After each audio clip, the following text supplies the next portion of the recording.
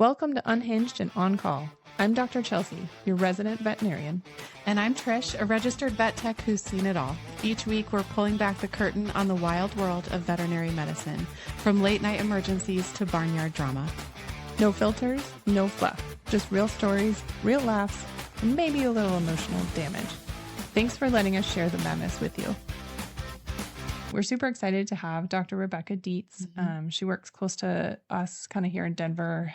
She's at Littleton Equine Medical Center and does their equine reproductive work and has been a great friend since veterinary school. So she has a very exciting, fun story about something that happened to her on Externships. So I thought it'd be somewhat important to clarify or talk about Externships versus Internships and do those. So generally your third year, at least at Colorado State, we'd have half days in your third year of clinical rotation. So you've at least had like 9 to 10 months of half day clinical rotations. And by this point, most everyone has either volunteer hours or hours working in a clinic where you're teching or, assistant things where you're cleaning and kind of hands-on and all that. Then you get to externships, and especially in an equine setting, there's a ton of insurance reasons and all that as an extern, as a fourth year veterinary student, I remember getting 6 or 8 weeks of externships. And that essentially is your 2-week interview. It's typically 2 weeks, 2-week interview to get accepted as an intern for a 1-year internship post graduation. So I think what a lot of, people outside the industry don't understand is you've graduated veterinary school, you're a veterinarian, DVM, you've hopefully passed your boards. You're a practicing veterinarian, but you've chosen to go get more, essentially, education from more experienced clinicians for an entire year. And then if you're looking at residency or anything like that, you're usually doing an academic internship versus a private practice internship. So in this story, Dr. Dietz talks about a private practice internship.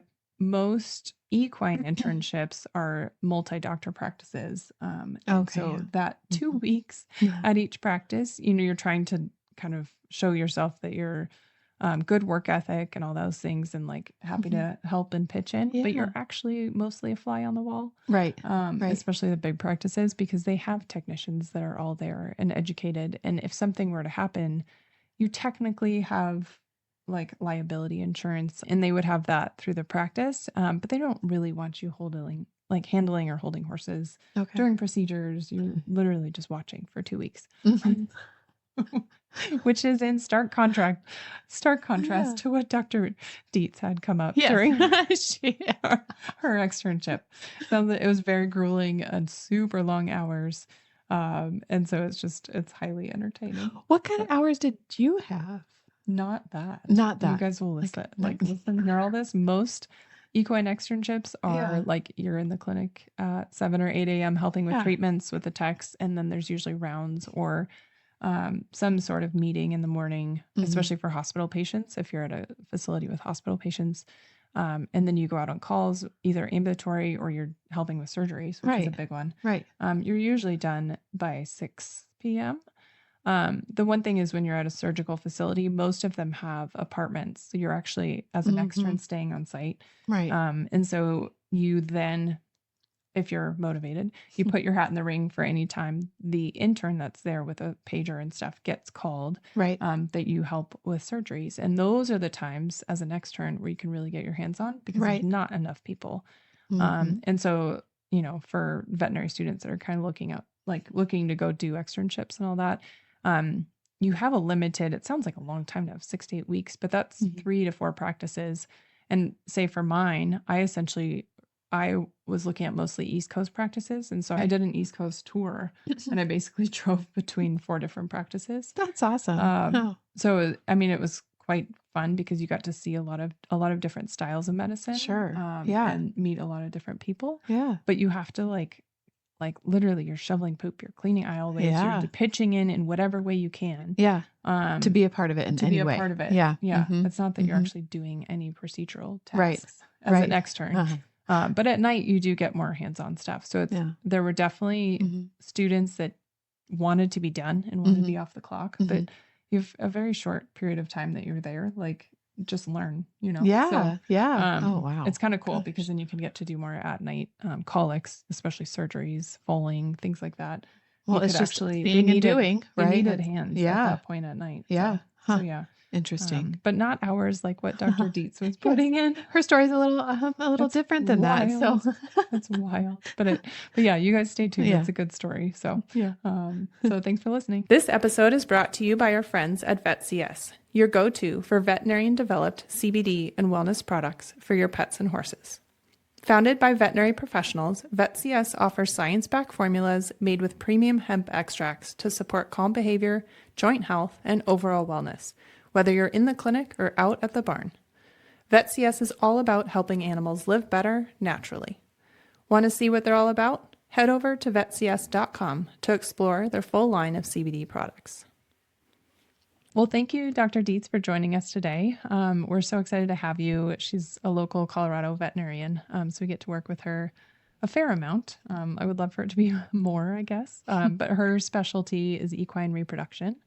Dr. Dietz, do you want to, I guess, tell us how you got into vet med? Sure. So I grew up in Virginia. My mom wasn't a veterinarian. She was a small animal veterinarian. So I grew up with animals and always that was just what I was going to do. Didn't have any other options. Just seemed like the right fit. So I went to Virginia Tech for my undergrad, did some foaling internships, things like that. And then found that I really enjoyed equine reproduction. And then did my vet school in Oklahoma, and then ended up in Colorado working at Littleton Equine, doing their reproduction. So Yeah, awesome. that's cool. Yeah. I actually didn't know your mom was a small animal vet. Me neither. Yeah. Is she still practicing? No, she's retired now, but she practiced for a long time. I grew up like literally. I didn't go to daycare. I just went to the vet clinic. Oh, yeah. I Sat on the counter and watched all the appointments. I bet you're quite handy. Yeah. I've forgotten a lot of the small animal things, but the veins are so small. Yeah. But Did you grow up with horses? I did. Yeah, my mom had horses growing up, and so that's where I got my initial interest in them. Yeah, she had actually wanted to be an equine veterinarian, but that wasn't really a thing when she went through vet school. So sure. Huh. Yeah. She was one of 8 women then. No way. 8? Wow. 8. Oh, 8. cool. Yeah. That's actually like a whole other story. But yeah. Would she have been like early 80s then, graduation? No, she graduated in 1969. 69. Oh, no wonder. Oh, yeah, 8 women. Yeah. And probably 130 men or something. Yeah, seriously. Yeah, somewhere around in there. Yeah. Oh, good for her. Give her a high five. Yeah. That's cool. The road was tough then. Yeah. Sure. Yeah. Yes, That's awesome. Cool. Well, yeah, tell us, I know, so Dr. French, for everyone that, I don't know, knows Coloradans, Will French works with you as well, of course, your husband. And so I think he plugged this on a Facebook post that you had an epic story. So do tell. Yes. So this was my senior year of vet school when I was doing externship rotations. I had met this particular veterinarian previously during my foaling internship, and he had gone out on his own, started his own practice. And so I wanted to keep in touch with him and went ahead and did a 3-week externship with him during my senior year. And so I go to the location and everything. It's a small, he's a solo practitioner. We're in a small town. So there's, he does have a heavy repro practice. So we were just driving around the countryside a lot. And so one of the day, like 3 days into this externship, I guess first to say that, this was a big eye-opening experience in general, just because these were like long days. Like we'd start at like 4 a.m. and we'd get done at like 11. Like, gosh, some of these days were like very long. Yeah. And it was just like getting everything done. Like sometimes we were, most of it was repro, but there'd be like, we'd get all that done. And then he's like, well, I've got some teeth to float and it's 9 o'clock at night. Gosh. Let's go do these. So, that's the last thing you want to hear. Yeah. So needless to say, we're both kind of tired. Okay. So we were driving down the road to get to one of his clients. We're going to collect the stallion. It's in the late afternoon. We of course have to get the stallion collected so that the owner can take it to FedEx. So we're kind of in a rush. Yeah. We're running late. But we're also just kind of like tired. We're like just driving down long country roads, not paying attention to the speed. So we're just driving, and all of a sudden, this cop pulls out behind us, and he pulls us over. So we pull off to the side, and then the doctor that I'm with, he just turns to me and he says, "I'm fucked." And I'm like, "What? Like, what do you mean?" No. And so he's like, "Well, I had a speeding ticket that I didn't I didn't pay, and it's way overdue." And I was like, "Oh, okay." And so well, let's just see what happens. So the police officer comes and he gets his license and registration, things like that. He goes back to the vehicle. So we're just sitting in there. Then all of a sudden the police officer comes back and he's like, "Sir, can you step out of the car? There's I need to talk something about your insurance," is what he said. Okay. And I was like, okay, this is weird. And so before I know it, he's getting leaned over the hood of the truck and he's handcuffed and taken to the police officer's car. So I'm like, bail him out. Does he have a warrant? Yeah, it was. So we don't know at this point. We know nothing about this at this point. Okay. And so, but he just gets taken to the back of the car, or to the police car, and he's like, they're in there for a while, and he asks the officer, ask for my license, and he's like, just sit here and wait a minute. And I'm like, okay. And of course, luckily this is a time where we do have cell phones, but they're like, I had my little flip razor phone, and I'm like sitting there, I'm texting Will and going like, "You're not going to believe what's happening." My doctor just got arrested, and now I am in the middle of wherever I am. Do you even know where you are? Yeah. I mean, a lot of times on externship, you have no clue. I have no idea exactly where I am. We had actually been to this client's house before that week, so that was I sort of knew where I was. But anyway, so the vet's in the back of this police car. He convinces the police officer to let me come back and talk to him. So the police officer's like, "Okay, go talk to him. You have a minute." And so I get back there, and I don't know what I was expecting, but I was not expecting what he just said, and which was, "Okay, you're going to go to this client's house, and this is how you collect the stallion, and this is worried about the stallion."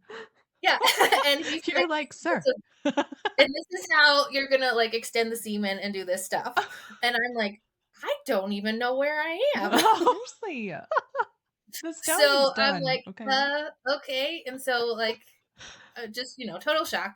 So luckily, I think I did somehow have or maybe he gave me the client's phone number. I don't even remember how I had the client's phone number. But so I get back in the car. The police officer drives off with him. And so I call this client and I'm like, "Hey, Doc just got arrested. But he wants me to come. But he wants me to come help you collect the stallion." And he's like, "Quit jacking around. Just get over here. Tell him that, to quit joking and just come on over here." He thought he was joking. Yeah, thought he was joking. Because he was a joking kind of. Okay. And I'm like, no, this is serious. He for real got arrested. Right. And I don't know where I am. I am. So I did find there was a road sign nearby. So I'm like, this is where I am. And he's like, takes him a minute, but he's like, "For real?" I'm like, "Yeah, for real." Yeah. And so he comes, he comes and drives to find me. And so then I have to follow behind him in this giant diesel truck that I've never, driven before. But so I'm driving behind him. So we go to his place. I mean, I don't really help him collect the stallion. I just hold the AV when he puts the stallion up on the dummy and grabs the AV from me, collects the stallion, and then I extend the semen the way that the doctor. Way to go! Doctor told me the instructions from the back of the cop car. Yeah.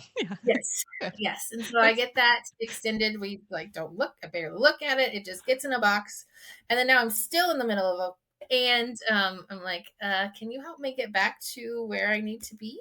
Yeah.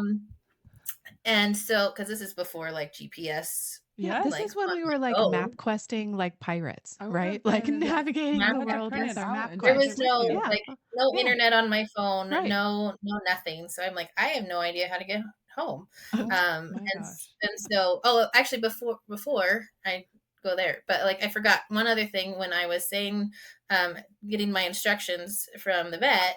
I was like, "Do you want me to call your wife?" Right. Would you like to And he was like, "No, modify do something? not call my wife. Whatever you do, don't call my wife." And so I'm like, okay. So I go do the stallion things, and then I eventually get back.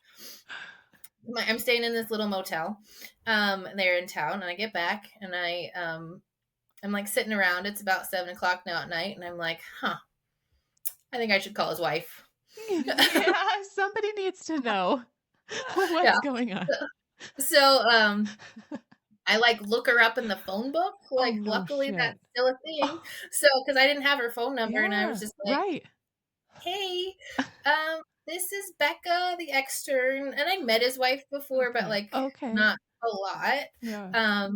And so I hadn't really talked to her, and I'm like, have you heard from the doctor? Uh-huh. And she's like, no, why? Because he doesn't come home till Right. like 11 Normally o'clock. till 11. Like Right. normal, Yeah. It was totally still within normal the for him, normal not time so. frame. Uh-huh. Yeah, and she was like, no, why? And I was like, well, we were on some calls and he got arrested. And she's like, what? Come on. Excuse me?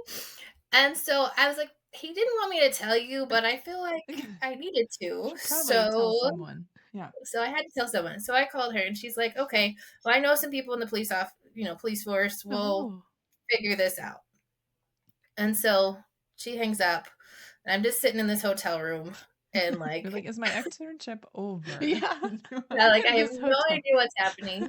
So she does eventually get back to me. Okay. I can't remember how long it took. Yeah. It might have been like just the next day or something. Yeah. But so she finally got hold of. No, she contacted some people. They couldn't quite figure out where he was, but he did finally get a phone call at like 10 o'clock that night.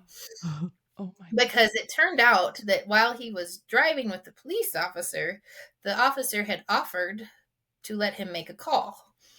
Oh. But he declined pause. because he was like, let me just go and pay this fee, and then like you'll let me go. Oh. But they're like, no. He couldn't You're even get spending out the on night in bail. jail. You're staying the night. Oh no. Yeah, So he ended up spending the night in jail. And so actually I think she must have gotten back to me that night, because she called and was like, so what's on his books for tomorrow? Like, because How I are you had all the supposed to information. You did? I Oh, had wow. the like his records for Yeah. like Okay. the like the breeding sheets and Yeah, things like yeah, that. Yep. And like they just wanted to make sure, like, does he have any embryo flushes tomorrow? Oh my Things God. like that, things that can't wait, because Yeah, they're timed. Yeah. Back to the business. time. And Whoa. so I like looked through stuff, and luckily he didn't have that. He had some errors Okay. he needed to check, but so like one of his vet friends was like gonna check those for him. Oh. Things like that. And so Oh, they God. finally got so he had refused that phone call in the car, and then he wasn't allowed to have one for the rest of the evening until like 10 o'clock, once he was finally in the jail, settled it, things like that. And so they finally, and then I'm just like hanging out in the hotel room, and then I think finally at like noon the next day he gets He a gets out. bail hearing, and his brother went and picked him up, and there's lots of good photos of like this walk of shame, but Nice. I don't have them, unfortunately. But I like how he just knew immediately too. He's like, I'm fucked. This is I'm fucked. You're I like, was what? like, What do you mean? yes. Because It's also without context, like I have an unpaid, Yeah. ticket or whatever. You're like, well, what level I are don't we think that talking gets. about? I don't here? think that gets you a night in jail. Does it? Did you ever like, find out? so what happened actually is that it was overdue, and that exact day there had been a warrant out for his arrest due to that overdue ticket. So like literally that day it went into effect. He thought he could go and slide it past his wife, maybe, that he could go there, pay it, get out, leave, go back to work, and then just go home. Yep. Mm-hmm. Yeah. Oh my God. So to this day, if you bring this up to his wife, Yeah. it is not a happy memory for her. Oh. So I might get in trouble for telling this story, but I'm trying to Luckily, it's anonymous. Yeah, it is anonymous keep it all mission. anonymous. But I think I'm going to say this is the world's way of saying don't burn the candle at both ends, which is start your day at 4 a.m., end at 11 p.m., Yeah. especially with a student. I feel like that's none of my externships were more than like 12-hour days. Yeah, that's crazy. that was, I mean, it wasn't every day then, but it was. But it was a lot. Several days. Yeah. God, yeah. Really. That's awesome. But it didn't deter me too much because then I went and worked for him for a while. So. Oh, you did? Okay, I was wondering if you followed up. You're like, yeah. I'm gonna work this hard. I mean, he just no, it was still a lot of work, but it was an overall good experience. Yeah. So. Going back to the Stallion Owner, did he, like, for people that don't know equine repro, like setting up the artificial vagina can be kind of, specific. Did the Stallion Owner know how to do it, or were you? He seemed aware? to, yeah. I think he mostly just needed. He was by himself, so I don't know if he set of hands. Needed an extra set of hands, and I think normally the vet would actually do the collecting, but yes, you could tell that I'd never done that. Yeah, right. I don't think. Yeah, never been around it at that point, so I was just like. I kind of love that you got thrown in and you were like vet for an afternoon. Yeah, you're like, I got this. Okay. He's like, you're going to carry on. I have verbal instructions and I'm going to follow them. I'm just going to execute the plan accordingly. Mix some things together and it was fine. Yeah. Yeah. You kicked butt. That's awesome. I love that he's sitting in the back of a cop car and he's thinking about the stallion. Like, this needs to get collected and sent and shit, counter to counter. Well, and that's probably just like that's the work, right? Like always on the hamster wheel. And so that's probably how the ticket got forgotten is that we're just like working all the time. And so you get home at 11 p.m. You're not thinking I need to pay my ticket. Yeah, exactly. It's probably just this like always busy accident. And repro is so unpredictable. You're just always like, you never know what your day is going to be with repro, and you just keep going one thing to the next, and it's easy to forget some stuff. Yeah, but it is. So life is important too. So. Yes. Oh, God. Tickets are important too. Pay your tickets. I don't want a warrant out for my arrest. Me neither. I wouldn't. I would like to know. No, I don't recommend. He was not overly complimentary of the accommodations. So yeah, I bet not. No. Was he understanding later that you eventually had to let the wife know? Like, I did not get in trouble for letting the wife know. Yeah. He's like, I get it. I mean, you're worried. You're alone at the hotel. You're like, somebody needs to know. Somebody has to know. I would have done the same thing. Yeah. Yeah, and I think he ended up calling her before. Okay. Oh yeah. Okay. Before you even realized that I had told her. So. Okay. Was it a rural jail? Like, what kind of jail was this? Do you know? It is a very rural jail. Okay. Yeah. This is a good warning. I kind of have a lead foot. And so what I've also learned, because I do get speeding tickets, is that having my tech drive for me has been a lifesaver, because then I'm like typing all my records and I can pretty much get done with billing and records by the end of the day. Yeah. And callbacks and all that stuff with the tech driving. Yes. But she drives much slower than me. Does she? Yes. Actually, that way to keep everybody safe. Yes. That reminds me, the rest of my externship, because I still had, multiple weeks. Time? Yeah. Right. I think I still had like 2.5 weeks left. Oh. So, but his license got suspended. It is a problem. Oh. Yeah. If you get arrested. I got to, because I was staying in this motel, and he's like, you get to come stay in my house now, and you're going to drive me around. So I went and stayed with them for a couple of weeks, his family, and then I drove him. That's awesome. You got upgraded to the I did to the full driver position. Oh my God, oh, that's so true. So God, you were a godsend, really. Yes, it was lucky. Seriously. I don't remember how long he was suspended for, but I think he did get it. He must have gotten it figured out before I left or something. Okay. Or they came up with something else. I don't know what, but yeah, you're probably like on, if you get any type of ticket or whatever on top of it, now you're like, I'm paying this immediately today. Like, there's gotta be like an auto pay. No, I'm pretty good about that. So Yeah. But Will has a pretty good story about how he almost had a similar problem. Oh, well, okay. looks like he will have to join us next Yeah. time. Come on down, Dr. French. Add him on. Yeah, we should have him on. It is. I mean, when you're like heading to emergencies and your day's packed and you got to make up time, like sometimes it is pretty tempting to go a little faster. Yeah. Mm-hmm. Have either of you ever been like on a rush to an emergency and been pulled over and be like, I am going to an emergency, and they let you go? No, like not me, not you, but 1,000 times I've been like ready with my life. This is what I'm doing. I am going to save lives. Yeah, I can't remember if he was actually going to an emergency when he maybe was actually going to an emergency when he got that ticket. Yeah. But it didn't get him out of the ticket. Oh, I always think I'm like, could they follow me and like see that I'm correct or not? But I don't think most of them would. They'd just be like, nope, here's your ticket. Right, exactly. You're later now. Right. Yeah, now you're even more late. Congratulations. Yeah, he was just like, I'll be fast. Yeah. Ticket. Yeah. That's great. Oh my goodness. I do.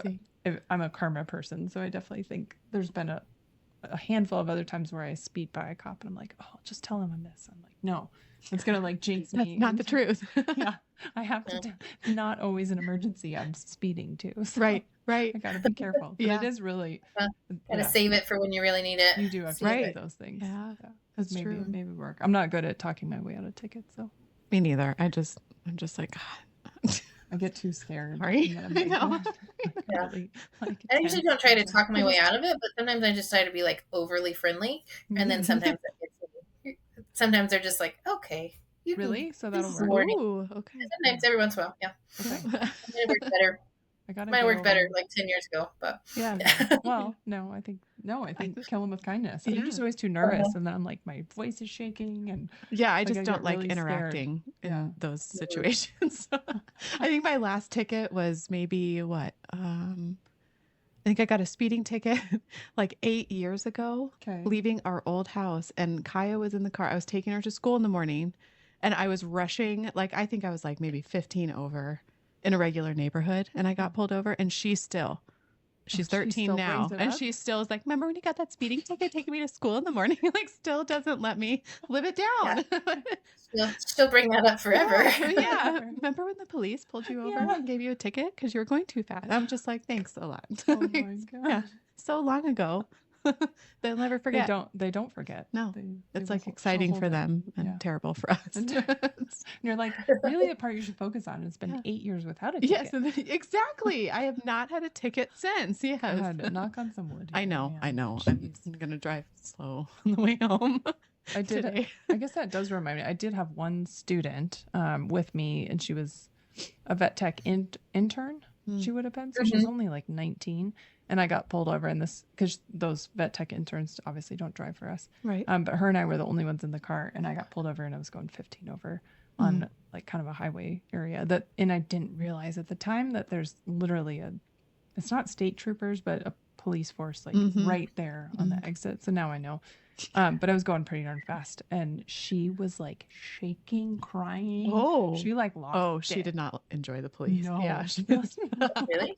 And I didn't realize because I was like trying to handle my insurance and ID and being, just like talking to the cop, and then all of a sudden she's like losing her shit, like panic attack. I was like, oh God. You're like, what's in your pockets, fine. Girl? What, are you nervous for other reasons? Yeah. Why are you so weird? Or maybe she had past bad negative experiences, when she was younger. You never know. Like quite straight and narrow. Like, very good kid. So I think she was honestly just very scared. Very scared. Like, her parents would probably never speed. I don't know. I still never gotten in trouble whatsoever. No, she's still like a friend and client, and just like a very good egg. So I think it just really rattled. Oh, you're like, welcome to the vet truck. Sorry, I steal sometimes. Yeah. That's awesome. Yeah. Oh my God. How are the kids? Yeah, everything going well? Kids are good. Good. They're growing. Good. Zane's in first grade. That's crazy. Okay. Uh-huh. Okay. And how They many just animals do you guys have right now? we just got some new ones. So we've got 8 horses. Oh, you have 8. Yeah, 8 horses. Those aren't new, but 7.5. Cupcake is a mini. Cupcake, that's right. Yes. Cupcake's a mini. So 7.5 horses, anyways. And then we got a new dog at the beginning of the year, border collie puppy named Sprout, and he's about 9 months now, I think, and he is very energetic. Oh yeah. Very full of himself, but True he's border fun. collie way. Yep. True border collie way. So he's taking some adjustment to get system worked out with him, but he does well now. Just lots of exercise. Needs lots of exercise. And he just gets so excited about, like, when you pet him and stuff, he just can't really handle it. So you just give him a pet here and there randomly, but mostly he just can't handle it, or else he just like falls down on the floor, just like walks around and just. My childhood dog was a border collie. She's lived to be 15. We had her a long time, but she used to just like lose it in circles. Like you'd go to pet her like at normal stuff, and she would get so just happy to be involved, and she's just like circling in front of you, and then she's like, okay, now I'm ready for you to pet me. Yeah, he just gets so overstimulated by any petting that he can't handle it. But as long as we're moving, he's great. Good. So good. And then we also just got 3 new kittens. Oh my! At the same time? 3 at once. At the same time. Oh, cute. What colors are they? It's an orange male, a black male, and a striped kind of tabby female. Cute. Okay. Are they all barn cats? Or are they in the house? Currently they're living in our house. Oh, they are. So, okay. Yeah, I mean, you have wildlife and stuff, so you're probably getting. Yeah, they wouldn't make a house. They'll probably most likely stay inside. Okay. Their names are Peanut, Butter, and Jelly. Yay! I love it.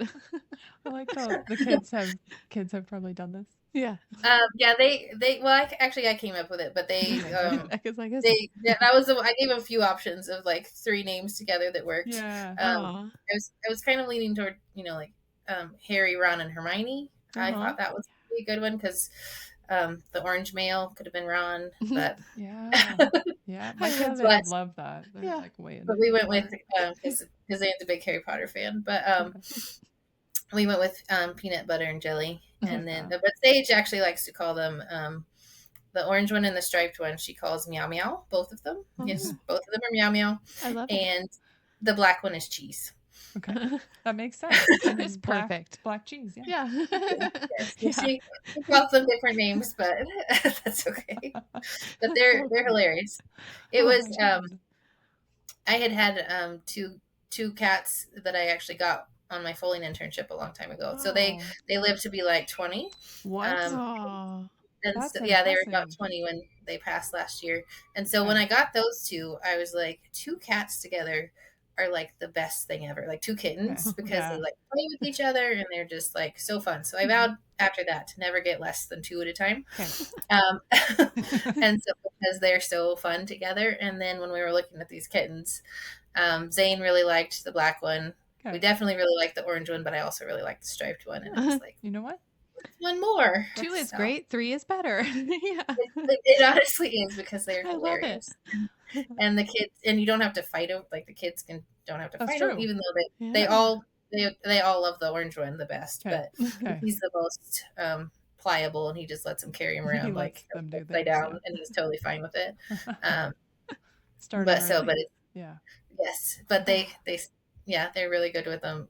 The cats are really good with the kids. The kids are mostly okay with them. And as far as not torturing them too much. Just knowing that Ron was an option, I would still be like, Ronald Weasley, while he's walking around. I still would throw out the Ron Weasley every now and then.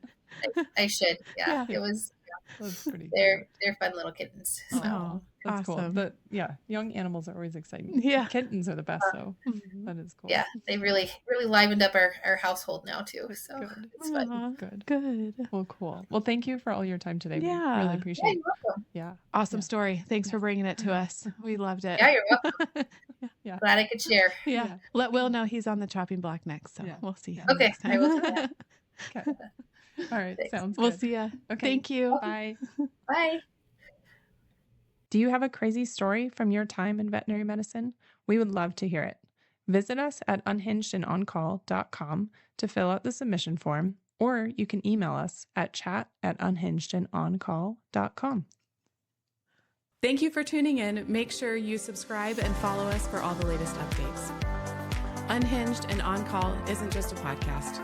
It's a lifeline for every veterinary professional barely holding it together with vet wrap and caffeine. Somewhere out there, another tech, vet, or assistant is deep in the same chaos, dodging poop, managing meltdowns, and wondering if they're the only one unraveling. You're not. Whether you're laughing or crying or rage cleaning your truck, you've got a whole tribe behind you. You're unhinged, but never alone.